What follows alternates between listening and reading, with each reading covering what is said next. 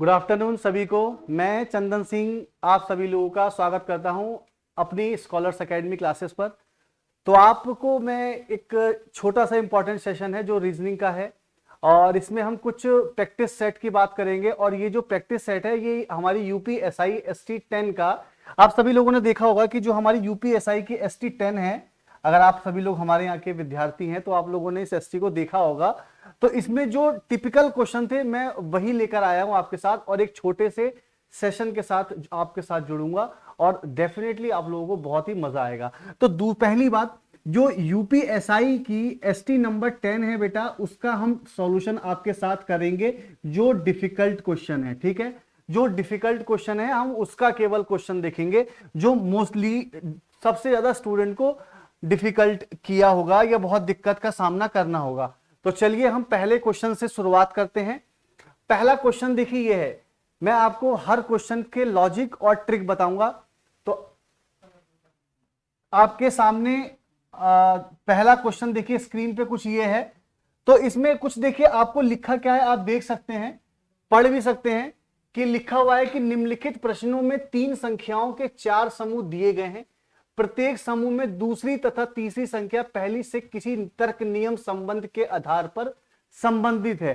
तो एक बात ध्यान रखिएगा, इसमें आपसे क्या बोला गया है, गौर से सब लोग देखिएगा कि प्रत्येक समूह में दूसरी संख्या तथा तीसरी संख्या पहली संख्या से किसी न किसी तर्क से संबंधित है। तो ये लाइन अगर आप नहीं पढ़ेंगे, क्योंकि यूपीएसआई है, इतना तो आसान टिपिकल क्वेश्चन तो रहना बिल्कुल लाजमी है, तो उसी समान संबंध पर आपको बताना है कि इनमें से विषम कौन सा है। यानी कि कोई 3 ऑप्शन आपके ऐसे होंगे जो बिल्कुल सेम पैटर्न पर फॉलो कर रहे होंगे, और एक ऐसा होगा जो डिफरेंट होगा, उसी को बताना है। तो वो डिफरेंट कौन सा है, तो चलिए मैं बताता हूं आप लोगों को इसमें डिफरेंट कौन सा है।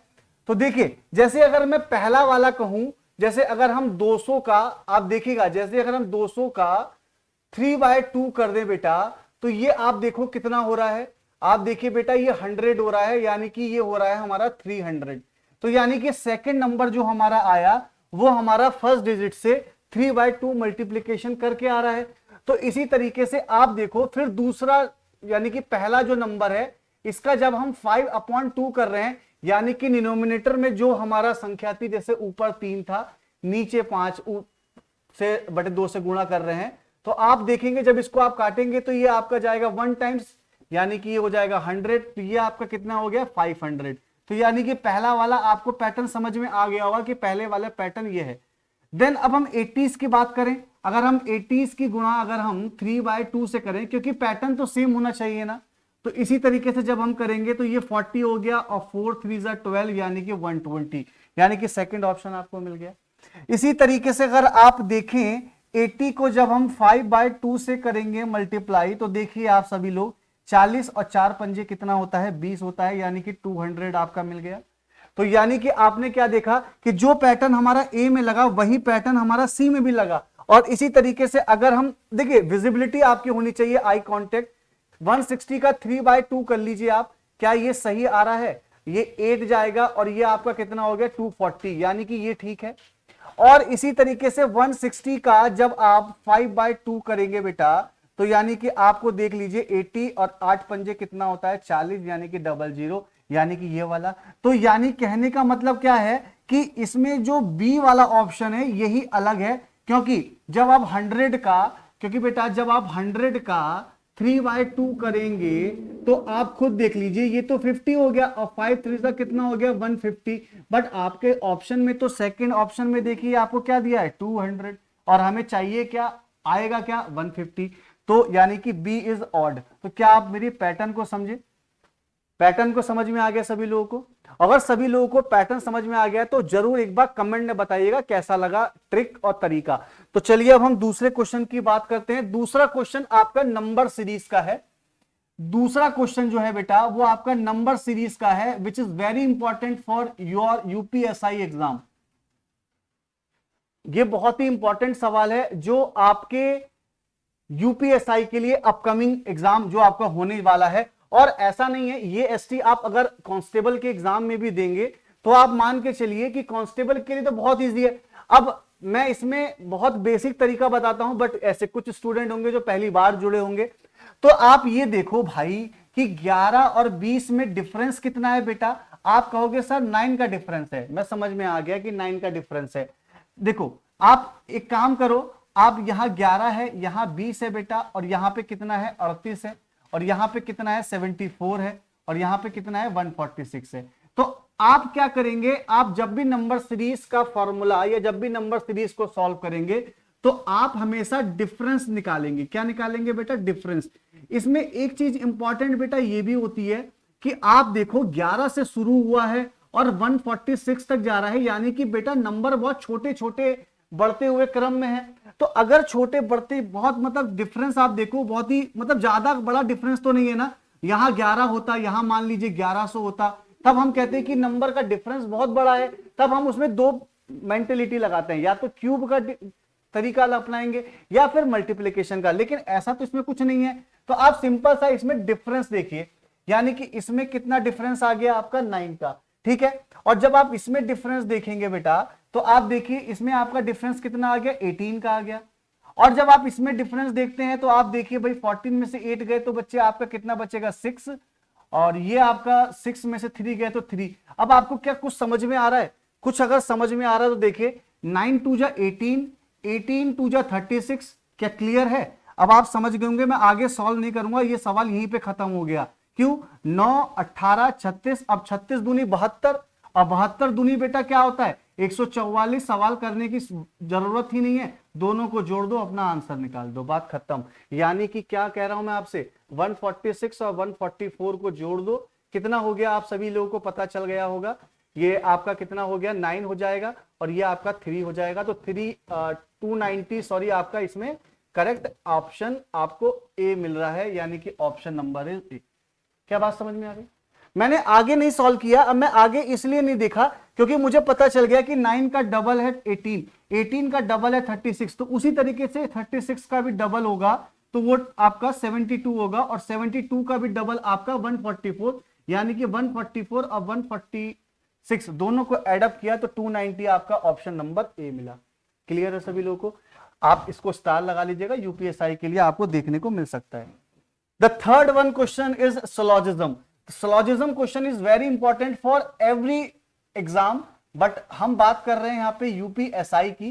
Syllogism का अपना एक रूल होता है, जब आप क्लास में आएंगे पढ़ेंगे तो आपको बहुत अच्छे से समझ में आएगा बेसिक तरीके से, बट मैं कोशिश करता हूं यहाँ पे आपको समझाने की। देखिए कुछ बैंक बीमा कंपनियां हैं, तो आप क्या कीजिए ना, कुछ बैंक देखिए ये रहे आपके बैंक, अब आप यहाँ पे छोटा भी लिख सकते हैं लेकिन आपको समझाने के लिए लिख रहा हूं, और ये आप लिख लीजिए बीमा कंपनी, ठीक है। अब हम शॉर्ट में लिखेंगे। अब कह रहा है सभी बीमा कंपनी भारी उद्योग नहीं है, यानी कि सभी बीमा कंपनी क्या नहीं है बेटा, भारी उद्योग नहीं है, यानी कि ये सारे के सारे आपके क्या नहीं है, ये आपके सारे के सारे भारी उद्योग नहीं है। अब हम बात करते हैं निष्कर्ष की। कुछ बीमा कंपनियां बैंक नहीं है, देखो कुछ बीमा कंपनियां बैंक नहीं है, देखो बेटा कुछ हैं इसके बारे में जानकारी है बट कुछ नहीं है इसके बारे में जानकारी नहीं है। बहुत से लोग आपको इसका आंसर गलत बताएंगे, लेकिन बेटा मैं इसका कहूंगा डाउटफुल, हम इसके आंसर को डाउट में रहेंगे क्योंकि हमें कुछ के बारे में जानकारी दी है बट कुछ के बारे में जानकारी नहीं दी है, हम क्लियर नहीं कर पाएंगे, ठीक है।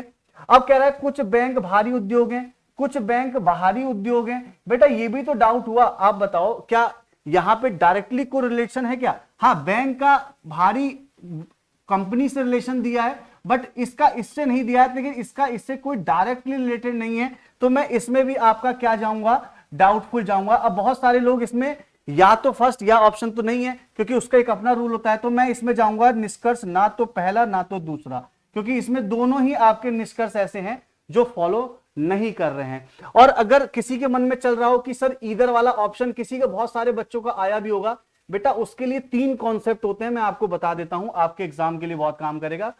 पहला कॉन्सेप्ट होता है कि जो मेरे दोनों कंक्लूजन दिए हैं, जैसे कि यहां पे दिए हैं, इन दोनों के आंसर सीएनडी आने चाहिए, तो आपके आ भी रहे होंगे, इसलिए आपके मन में चल रहा होगा।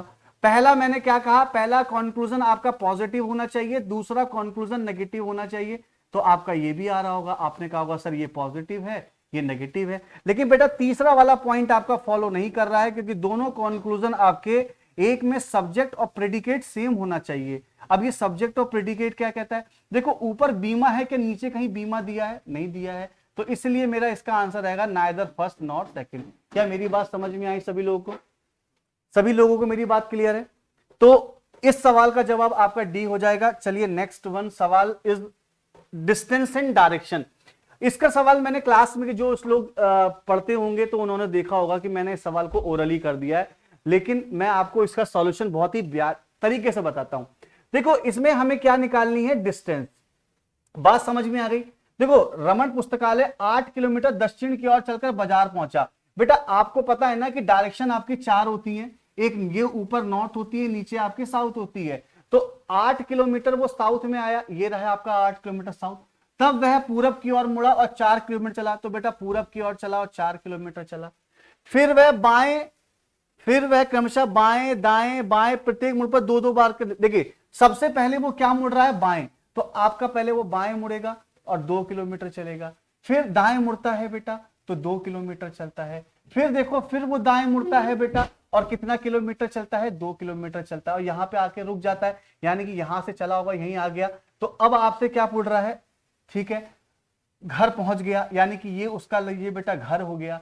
अब इसके बाद आपको दिया क्या है कि वह आपके पुस्तकालय से न्यूनतम दूरी, आपको पता है न्यूनतम का मतलब क्या होता है, डिस्प्लेसमेंट, जो मैंने क्लास में आपसे डिस्कस भी करता हूं, न्यूनतम दूरी किसी दोस्तान की।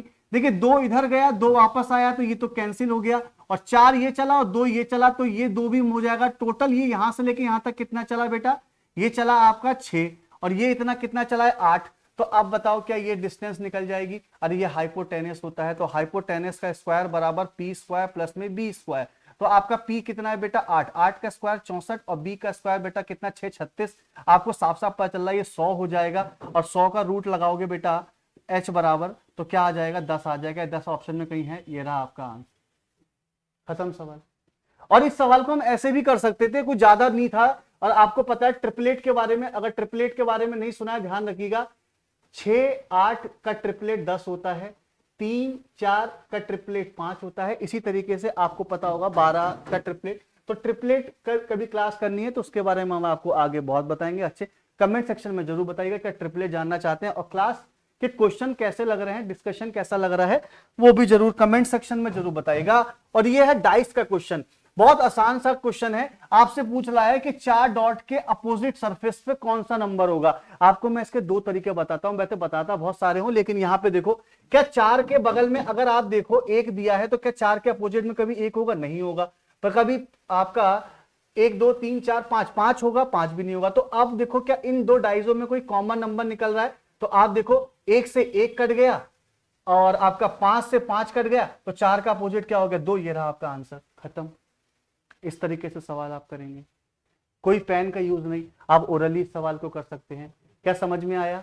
अगर समझ में आया तो वीडियो को लाइक और कमेंट करके जरूर बताइएगा। एक छोटा सा वीडियो लाया था आप सभी लोगों को, आई थिंक आप सभी लोगों को मजा आया होगा। और वीडियो को लाइक, शेयर और सब्सक्राइब जरूर कर लीजिएगा, ताकि, और बेल आइकन की घंटी दबा लीजिएगा, ताकि आपको क्लास एसटी की नोटिफिकेशन पल पल मिलती रहे। और क्लास कैसी लगी या वीडियो के सॉल्यूशन कैसे लगे, कमेंट सेक्शन में पिंग करके जरूर बताइएगा। Thank you class.